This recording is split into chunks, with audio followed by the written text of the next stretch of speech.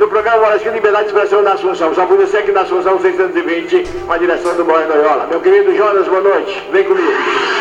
Comunicando, Jonas Melo.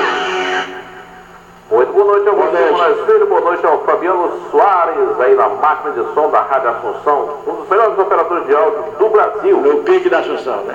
Exatamente. E boa noite aos rádio ouvintes que sintonizam nesta sexta-feira, 29 de agosto de 2014, o programa Liberdade de Expressão, que só pode ser na Assunção. O Instituto Datafolha, Moraes, divulgou agora há pouco, nesta sexta-feira, o resultado da pesquisa encomendada pela TV Globo e pelo jornal Folha de São Paulo, onde mostra Marina Silva, do PSB, tecnicamente empatada com a candidata à reeleição Dilma Rousseff, do PT. Cada um aparece com 34% das intenções de voto. Em terceiro lugar está o tucano Aécio Neves, do PSDB, com 15%. O Datafolha fez 2.874 entrevistas em 168 municípios nestas quinta e sexta-feira, portanto, ontem e hoje. A margem de erro é 2 pontos percentuais para mais ou para menos. O nível de confiança é de 95%.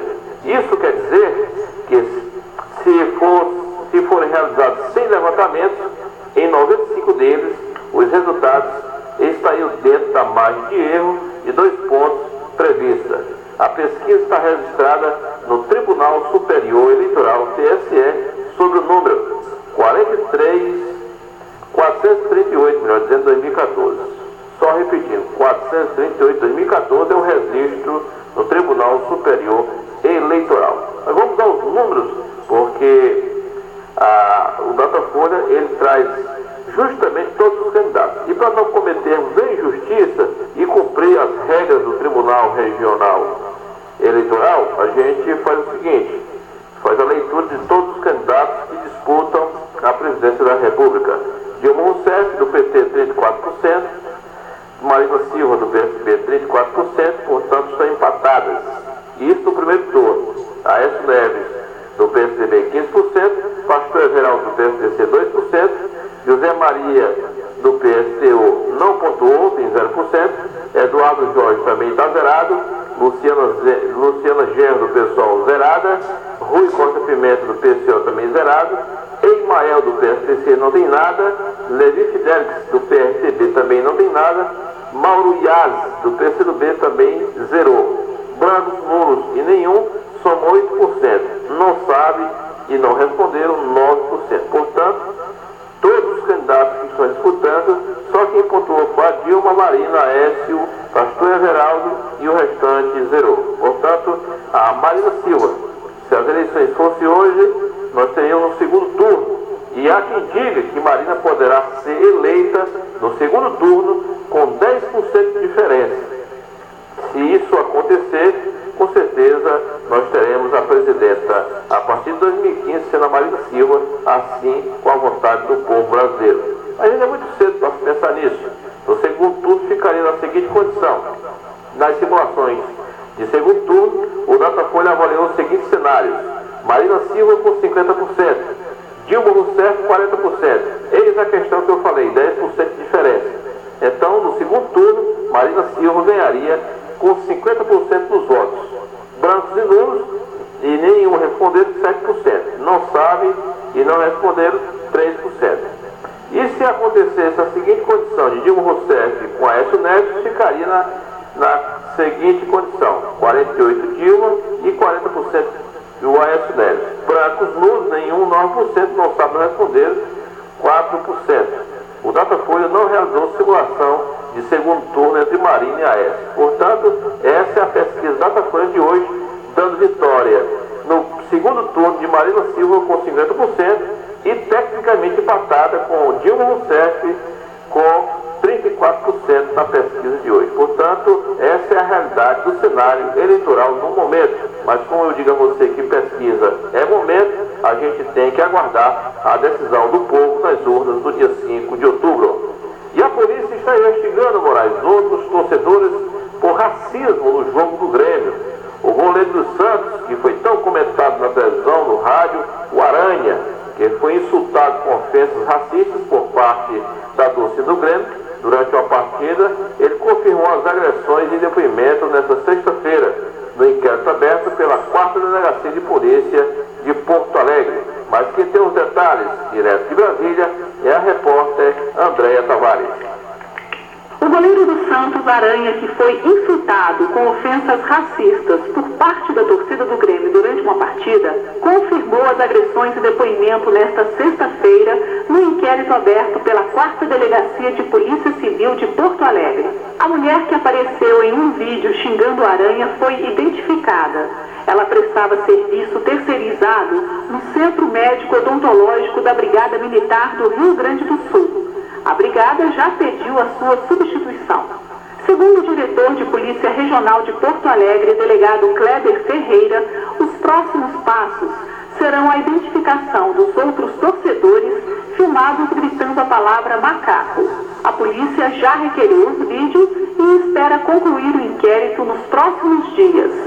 Kleber Ferreira diz que os torcedores vão responder pelo crime de injúria qualificada. Se a injúria consiste na utilização de elementos referentes à raça, cor, etnia, religião, origem ou condições de pessoa idosa ou portadora de deficiência específica.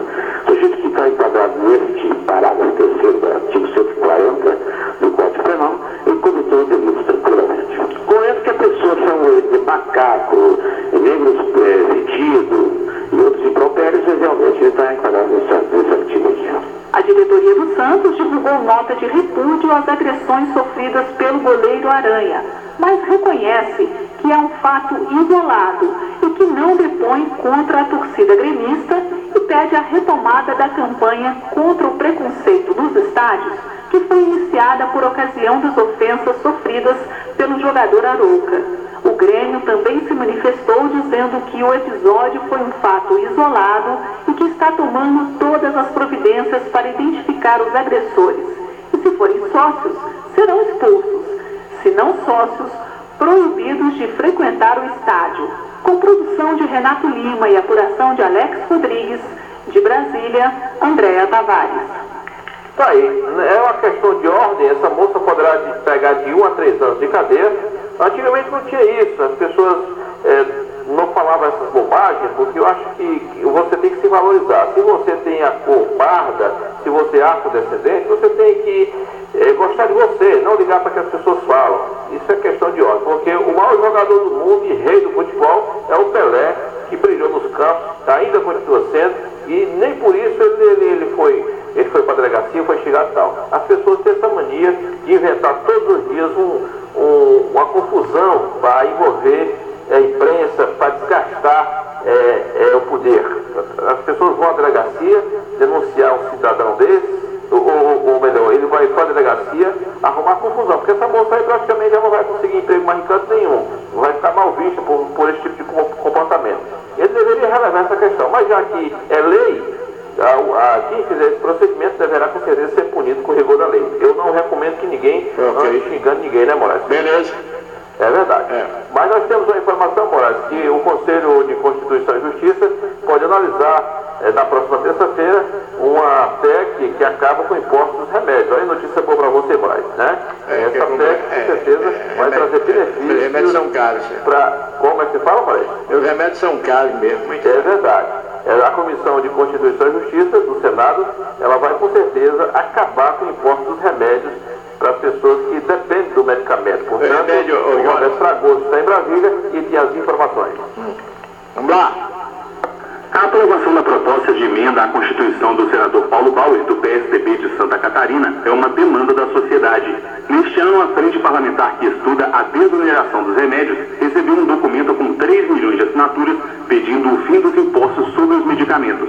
A proposta original chegou a ser aprovada pela Comissão de Constituição e Justiça em 2012, mas houve um pedido para que fosse reavaliada. O próprio autor apresentou uma alternativa, reconhecendo que a ideia de acabar com todos os impostos teria dificuldade em ser aprovada. Bauer explicou que o fim do ICMS sobre os remédios esbarrou na guerra fiscal entre os estados. Já a extinção do imposto de importação nos acordos comerciais do Brasil com outros países.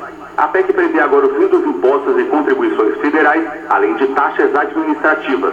O senador propôs ainda que a redução seja gradativa, de 20% por ano, para que os tributos zerem em um prazo de 5 anos. Infelizmente, temos o remédio mais caro do mundo, porque o Brasil é o campeão mundial em impostos sobre medicamentos de uso humano. 33,9% de impostos sobre remédios em todo o país. Também na terça-feira, a Comissão de Educação analisa um projeto que prevê a escolha direta dos diretores de escolas públicas. A proposta altera a Lei de Diretrizes e Bases da Educação para permitir que a comunidade escolar vote nos profissionais do magistério para a direção das escolas, desde que sejam concursados. E a Comissão de Assuntos Econômicos vai analisar a isenção do imposto sobre importação de instrumentos musicais para músicos. Os senadores vão avaliar ainda pedidos para debater denúncias de fraude no Fundo de Pensão Postales dos funcionários dos Correios e a divisão dos recursos do Fundo de Participação dos Municípios. Da Rádio Senado, Roberto Fragoso. Você vê, Moraes, pelo menos uma notícia boa para quem realmente precisa do medicamento controlado. As pessoas às vezes agonizam nas filas atrás do medicamento porque não podem comprar. E aí você se depara hoje com a notícia que os ministros do Supremo Tribunal Federal já vão encaminhar depois das eleições um pedido de aumento de 22% dos salários, passando dos 29.400 para R$ 35.900, enquanto o trabalhador só vai ter um aumento de 8,8%, passando de 724 para 788. Isso é uma vergonha, mas fazer o quê? E para concluir o nosso trabalho, vamos passar a agenda dos candidatos ao governo do Estado para amanhã, sábado, dia 30 de agosto. O Ailton Lopes, o pessoal, às 8h30 da manhã, chega a Sobral, o ponto de encontro na praça do centro da cidade. Às 9 horas para a completagem no centro de Sobral. O Camilo Santana, uma carreata em Novo Oriente e uma carreata em Aiuaba. Eliane Novaes, caminhada pela aprovação da PEC 555/2006, na Avenida Beira-Mar. E às 8 horas ela tem encontro com transportadores escolares na sede da CEPRES. Já o Edson Oliveira, às 9 horas, ele participa da caminhada em Juazeiro do Norte e às 17 horas encerra o dia com a caminhada no Crato. Portanto, essa é a agenda para os candidatos ao governo do Estado, portanto, sábado amanhã. Eu fico por aqui, desejo a você um excelente final de semana, uma boa noite. Você continua com o Moraes Filho no programa Liberdade de Expressão, só pode ser na Assunção. A você, Moraes, um forte abraço e até segunda-feira, se Deus nos permitir. Ok, Jânio, muito obrigado ao seu placar esportivo nacional. Dá de conta, o Joinville está no intervalo de jogo.